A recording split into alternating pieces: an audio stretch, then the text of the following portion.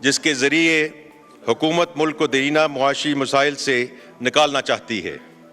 اس کے لیے structural reforms انتہائی اہم ہیں۔ میں نے اس حوالے سے اپنی معروضات بجٹ تقریر میں تفصیلاً بیان کر دی تھیں، لیکن میں چاہوں گا کہ ان اکنامک ریفارمز کے کلیدی نکات ایک مرتبہ پھر آپ کے سامنے پیش کروں۔ Tax to G D P ratio کو 13% تک بڑھانا، S O E reforms, privatisation, energy sector reforms. حکومت اس پلان کے ساتھ پوری طرح کمیٹڈ ہے اور ان نکات پر عمل درآمد کا آغاز کر دیا گیا ہے۔ ایف بی آر کی ڈیجیٹلائزیشن کے عمل کو تیز کیا جا رہا ہے۔ پاور سیکٹر کمپنیوں کے بورڈز میں تبدیلیاں لانے اور پرائیویٹ سیکٹر پروفیشنلز کو شامل کرنے کے لیے قانون میں ترمیم پارلیمنٹ میں آج پیش کی جا رہی ہے۔ پی آئی اے کی نجکاری کے عمل کو تیزی سے آگے بڑھایا گیا ہے، جس کی تفصیل میں نے اپنے تقریر میں پیش کی تھی۔ جناب اسپیکر، معاشی بہتری کے لیے اس ہوم گرون پلان کے دیگر نکات درج ذیل ہیں۔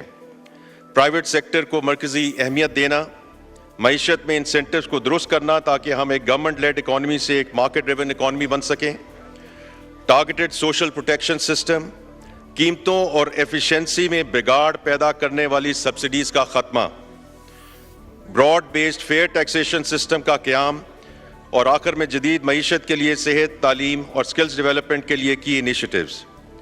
یہاں میں یقین دہانی کروانا چاہتا ہوں کہ حکومت اس پلان پر سنجیدگی سے عمل کر رہی ہے اور اس حوالے سے تمام سٹیک ہولڈرز کو کوارٹرلی بیسس پر عمل درآمد کے حوالے سے اپڈیٹس مہیا کی جائیں گی۔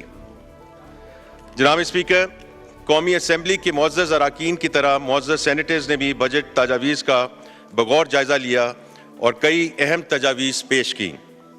یہاں میں سینٹ کی قائمہ کمیٹی برائے خزانہ کے تمام اراکین، خصوصاً جناب سلیم مانڈوی والا صاحب کا بھی انتہائی شکر گزار ہوں۔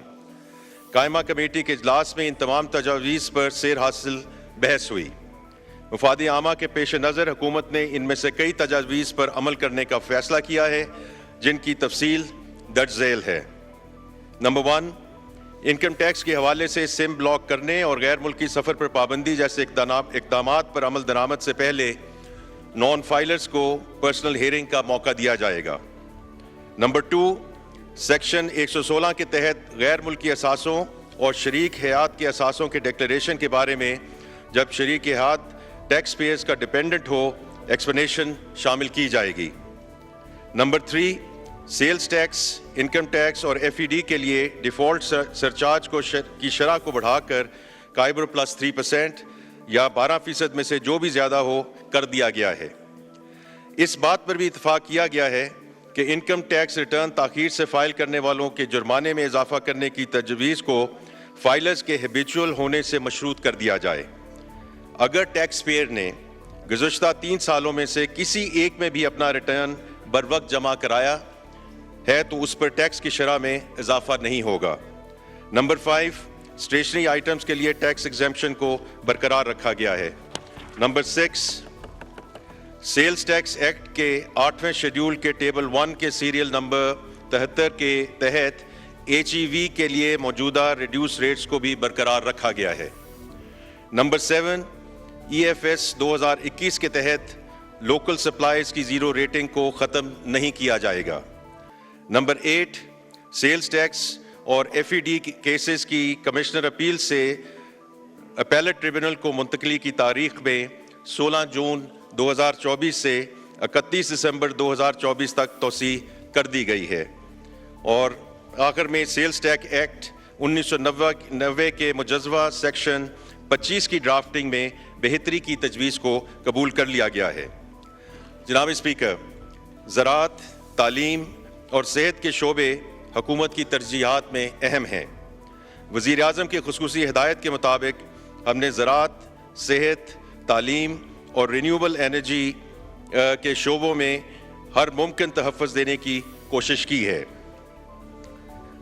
اس سلسلے میں جو تجاویز ہیں بشمول جو محترم بلاول بھٹو صاحب نے بھی ان کا ذکر کیا، جن میں خیراتی ہسپتالوں پر سیلز ٹیکس کا استثناء برقرار رکھنا، سٹینٹس پر سیلز ٹیکس سے ایگزیمپشن، प्रोफेसर्स को इनकम टैक्स रिबेट की सहूलत, ये वो सब तजावीज़ हैं जिनको इंतहाई संजीदगी से हम रिव्यू कर रहे हैं और जिस हद तक मुमकिन हो सका इंशाल्लाह इनको अकोमोडेट करेंगे।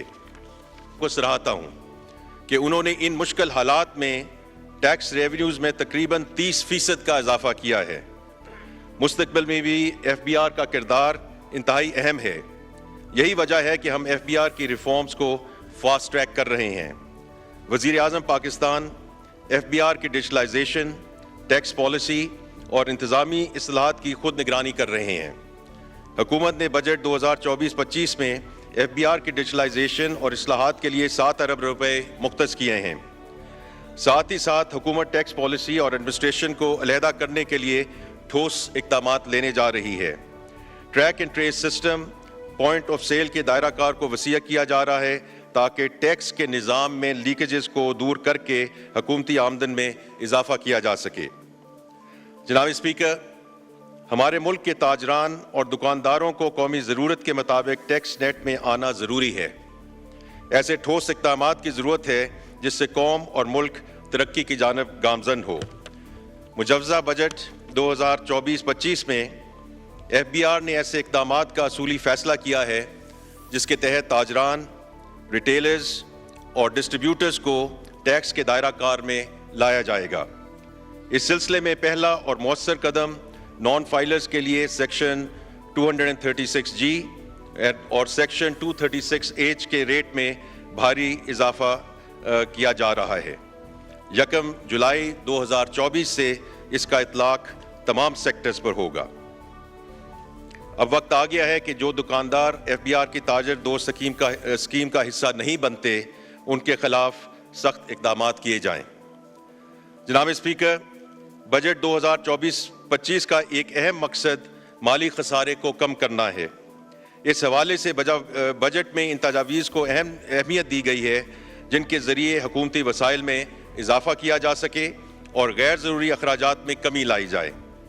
पेंशन इस्लाहात के ज़रिए मुस्तकबिल के पेंशन अखराजात को कम किया जाएगा। वफाकी हुकूमत के हुजम को कम करने और वसाइल की ज़िया को रोकने के लिए इक़दामात किए जाएंगे।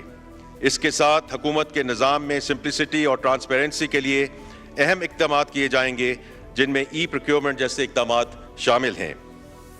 जनाब स्पीकर, वज़ीर आज़म मोहम्मद शहबाज शरीफ की हिदायत की रोशनी में रवां माली साल की तरह अगले माली साल में भी सरकारी इदारों में सादगी और किफ़ायत शुआरी के इक़दामात पर अमल किया जाएगा। इस सिलसिले में मेरी ज़ेर सदारत एक कमेटी तश्कील दी गई है जो वफाकी हुकूमत के स्ट्रक्चर का बगौर जायज़ा लेकर वजारतों को बंद करने, मर्ज करने या सूबों को डिवॉल्व करने के हवाले से वज़ीर आज़म को बहुत जल्द तजावीज़ देंगी। वज़ीर आज़म खुद इन तजावीज़ पर अमल दरामद का ऐलान करेंगे इंशाअल्लाह। जनाब स्पीकर, वफाकी हुकूमत सूबाई हुकूमतों के साथ मिलकर माली इस्तेहकाम की कोशिशें जारी रखेगी। मैंने अपनी तकरीर में एक नेशनल फिस्कल पैक्ट की तजवीज़ दी थी। इस हवाले से वफाकी हुकूमत सूबों के साथ मिलकर मुल्क के मजमूई माली वसाइल में इजाफे की ख्वाहिशमंद है। साथ ही साथ डिवॉल्व फंक्शंस पर होने वाले वफाकी अखराजात की शेयरिंग के हवाले से भी बात की जा रही है। वफाकी हुकूमत के बजट में तवाज़न लाने के लिए ज़रूरी है कि सूबाई हुकूमतें कौमी नौइयत के अखराजात में भी अपना हिस्सा डालें। यहाँ मैं तमाम सूबाई वज़रा आला का मशकूर हूँ कि उन्होंने इस हवाले से बातचीत को आगे बढ़ाया है। जनाब स्पीकर, दफाई बजट के हवाले से मैं इस मुअज़्ज़ज़ ऐवान में गुजारिश करना चाहता हूँ कि पाकिस्तान की मुसल्लह अफ़वाज हर वक्त मुल्क व कौम के दिफा और अंदरूनी और बैरूनी साजिशों के खिलाफ सीसा पलाई दीवार की तरह खड़ी है।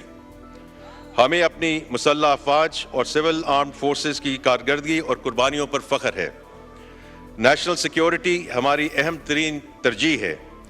यही वजह है कि तमाम तर माली मुश्किलात के बावजूद हुकूमत अपनी मुसल्लह अफ़वाज को ज़रूरी वसाइल की फरहमी को यकीनी बनाएगी। इंशाअल्लाह हम इस सिलसिले में किसी रुकावट को आड़े नहीं आने देंगे।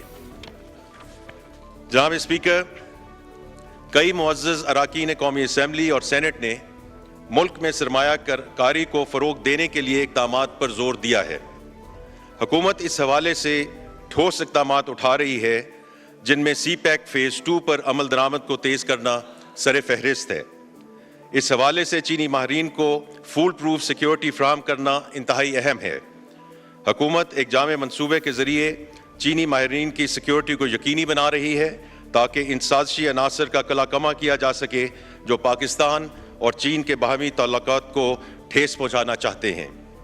وزیر اعظم صاحب اور SIFC کی بدولت دوست ممالک خصوصاً سعودی عرب اور متحدہ عرب امارات کی جانب سے پاکستان میں سرمایہ کاری میں مثبت پیش رفت ہوئی ہے۔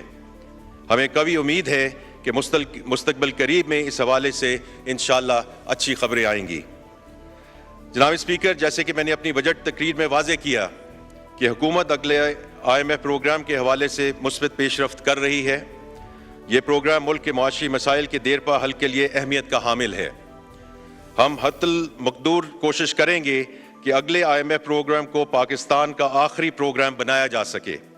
اس عزم کا اظہار وزیر اعظم پاکستان نے خود قوم سے اپنے خطاب میں کیا ہے، جو اس حوالے سے حکومت کے پختہ عزم کی نشاندہی کرتا ہے۔ جناب اسپیکر، میں تمام اراکین اسمبلی کو یہ یقین دہانی کروانا چاہتا ہوں کہ مہنگائی میں کمی حکومت کی اولین ترجیحات میں سے ہے۔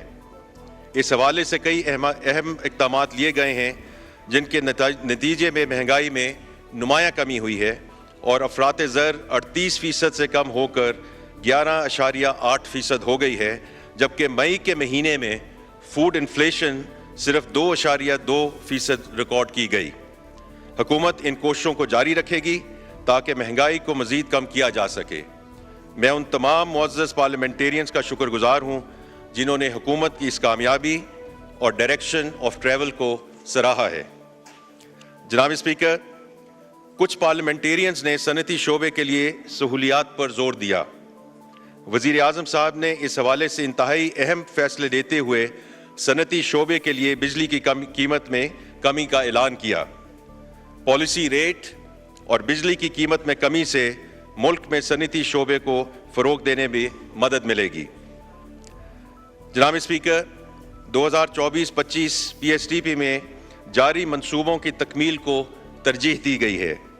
تقریباً 81% وسائل جاری منصوبوں کے لیے مختص کیے گئے ہیں تاکہ ان منصوبوں کی تکمیل سے معیشت کو بروقت فائدہ حاصل ہو سکے۔ اس سلسلے میں حکومت کی ترجیحات میں سے ایک پبلک پرائیویٹ پارٹنرشپ کو فروغ دینا ہے۔ یہی وجہ ہے کہ 1500 ارب کی PSTP میں 350 ارب پبلک پرائیویٹ پارٹنرشپ کے لیے مختص کیے گئے ہیں۔ جناب اسپیکر، میں ایک مرتبہ پھر وزیر اعظم، نائب وزیر اعظم، کابینہ کے ساتھیوں، وزیر مملکت برائے خزانہ اور تمام اراکین اسمبلی کا تہہ دل سے مشکور ہوں جن کی رہنمائی سے بجٹ کو بہتر بنانے میں مدد ملی۔ میں قومی اسمبلی اور سینٹ کے افسران اور سٹاف کے لیے 3 بنیادی تنخواہوں کے برابر آنریریا کا اعلان کرتا ہوں۔ آخر میں اس سلسلے میں PRA اور پارلیمنٹری رپورٹرز کا بھی شکر گزار ہوں جنہوں نے دن رات اجلاس کی رپورٹنگ کی ہے۔ آخر میں ایک مرتبہ پھر دہرانا چاہوں گا کہ ہمارے معاشی اور اقتصادی بحالی میں قومی اتفاق رائے بہت اہمیت کی حامل ہے۔ میں تمام سٹیک ہولڈر سے گزارش کروں گا کہ وہ حکومت سے معیشت کی بحالی کے لیے ہر ممکن تعاون جاری رکھیں تاکہ ہم پاکستان کو ایک مرتبہ پھر اس کا کھویا ہوا مقام واپس دلوا سکیں۔ انشاءاللہ۔ پاکستان زندہ باد۔